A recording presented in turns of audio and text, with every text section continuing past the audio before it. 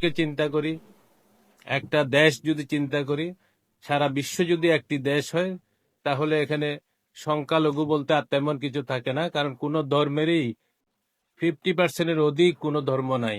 সব ধর্মেরই 25%, 23% বা তার নিচেই সবগুলো ধর্মের লোকের অবস্থান। এটা যদি বিশ্বকে একটা দেশ চিন্তা করি, আর বাকি জিনিসগুলো সৃষ্টি করেছি আমরা মানুষরা। যেমন আমরা আগে যদি 47-এর পূর্বে ইন্ডিয়ার কথা চিন্তা করি,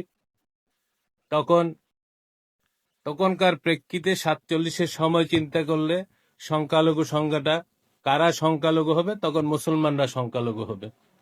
এর পরবর্তীতে 47-এর পরে দেশ বিভাজন হলো, পাকিস্তান এবং বাংলাদেশ, পাকিস্তান এবং ভারত, দুই দিকের সংখ্যালঘুর ডেফিনিশনে সংখ্যালঘুর সংখ্যাগুলো পড়বে, কোথাও মুসলিম সংখ্যালঘু, আবার কোথাও হিন্দুরা সংখ্যালঘু। পরবর্তীতে 1971-এর পরে বাংলাদেশে এসে একই কনসেপ্ট আবার কাজ করছে, মুসলমানরা সংখ্যাগরিষ্ঠ, অন্যান্য ধর্মাবলম্বীরা কম। সেই জন্য সংখ্যালঘু সংখ্যাগুরু এই কথাগুলো আপেক্ষিক, এগুলাকে মাথায় রেখে আমাদের চিন্তা করতে হবে না। আমাদের ভবিষ্যৎ প্রজন্মকে আমাদেরকে গড়ে তুলতে হবে বিশ্বের নাগরিক হিসেবে। তাহলে আমাদের এই কনসেপ্টটা মাথা থেকে যাবে এবং মাথা থেকে দূর হবে। প্রথমে আমাদের মাথার এই সীমাবদ্ধতা দূর করতে হবে, তারপরও অন্যান্য বিষয়ে প্রাসঙ্গিকভাবে চলে আসে যে যারা সংখ্যায় কম তাদের অধিকারের বিষয়গুলো চলে আসে। এই ক্ষেত্রে ধর্মীয় বিষয়গুলো বিভিন্নভাবে আলোচিত হয়। যেমন আমরা যারা মুসলমান মুসলিম যারা আছে, আপনারা দেখবেন যে মুসলিমদের শুরু হয়েছে কখন থেকে? ইসলাম শুরু হলো 570 খ্রিস্টাব্দ থেকে জন্মগ্রহণ, তারপর হিজরতের পরে, তারপরে নবুয়তের পরে ইসলাম ধর্মের কার্যকলাপগুলো শুরু। তো এইভাবে করে ইসলাম দাওয়াতে বিশ্বাসী। ইসলাম কাউকে জোরপূর্বক ভাবে কাউকে কোন প্রকার ধর্মান্তরিত করাতে বিশ্বাস করে না। এখানে আলোচনায় এই বিষয়টাও এসেছে। এবং অন্যের ধর্মের প্রতি অধিকার, অন্যের ধর্ম চর্চা করার অধিকার আমাদের নবী করিম সাল্লাল্লাহু আলাইহি ওয়াসাল্লাম দিয়েছেন, এবং যার যার ধর্ম সে পালন করার এবং দাওয়াতের মাধ্যমে ধর্মান্তরিত করার ওনার প্রক্রিয়াটা ছিল। এটা হলো ধর্মীয় বিশ্বাসের বিষয়। প্রেক্ষিত বাংলাদেশ, এখন আমরা যে জায়গায় এসে দাঁড়িয়েছি, আমাদের একটা দ্বিতীয় বিপ্লব, যেটা জুলাই বিপ্লব বলে বাংলাদেশে পরিচিত।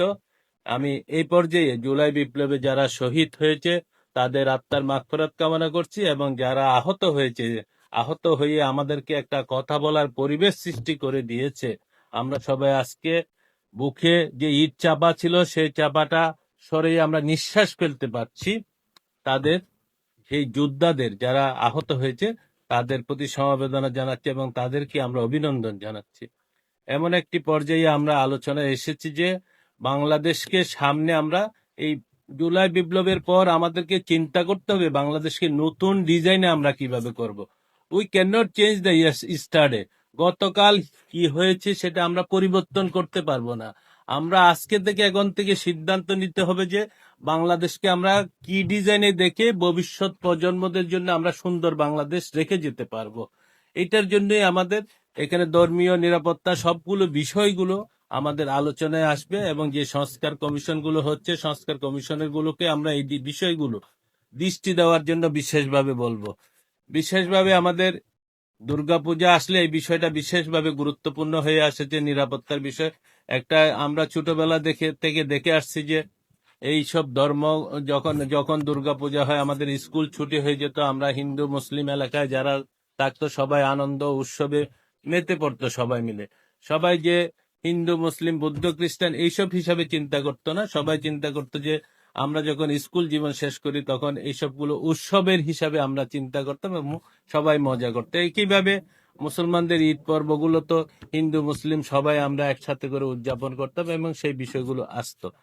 এখন বিশেষ পরিস্থিতিতে এসে আমাদের এখন নিরাপত্তার কোয়েশ্চেনটা চলে আসছে যে আমরা ধর্মকে ভিন্নভাবে ব্যবহার করছি। ধর্মহীনতার চেয়ে এমনি ধর্ম থাকা ভালো, আমি এটাকে সমর্থন করি।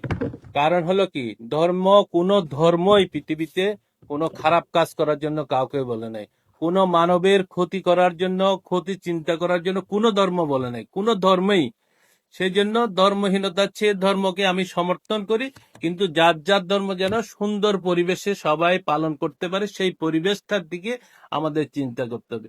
আমাদের চিন্তা করতে হবে এই পৃথিবীতে আমরা মানব জাতি হিসেবে একটি জায়গা দখল করে আছি, আমার সেই মানবিকতা থাকতে হবে যে আমার পাশে যে